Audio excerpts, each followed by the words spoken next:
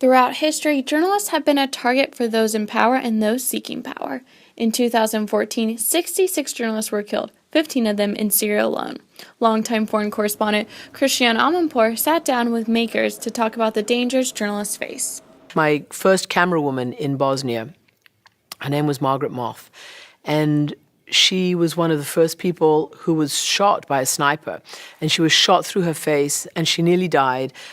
David Kaplan, ABC producer, in my earliest times in Sarajevo, came off the plane. We were all on the same plane coming into Sarajevo. He went off in his van into the city, and he died because a sniper shot right through the unarmored car. Auburn University journalism professor John Carvalho shares how the journalism field has changed because of the increase in publicity of kidnappings and deaths of foreign correspondents. It certainly is more dangerous, I think, now than it was maybe 30 years ago.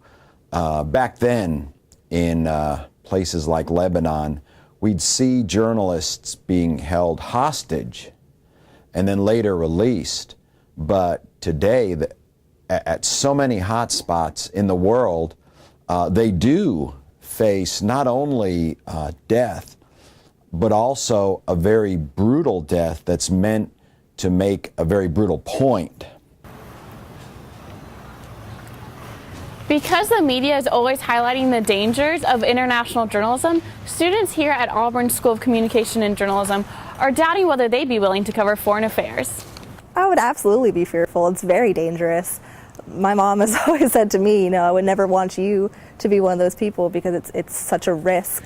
It sounds kind of bad, but honestly, I think getting kidnapped and living is the best thing possible for the career of a journalist. It increases their career profile. Everybody knows who they are. They'll be on the Today Show when they get back. They'll get a book deal, and that's part of the reason that people are drawn to it. Personally, I think foreign correspondency is the coolest thing you can do as a reporter, as a TV journalist, because you get to see the world, you get to see what's really going on. You're in the middle of the news as opposed to trying to report on something happening thousands of miles away. You can be right in the middle of it. And yes, there's always the fear of, someone kidnapping you, but again, it's not that common.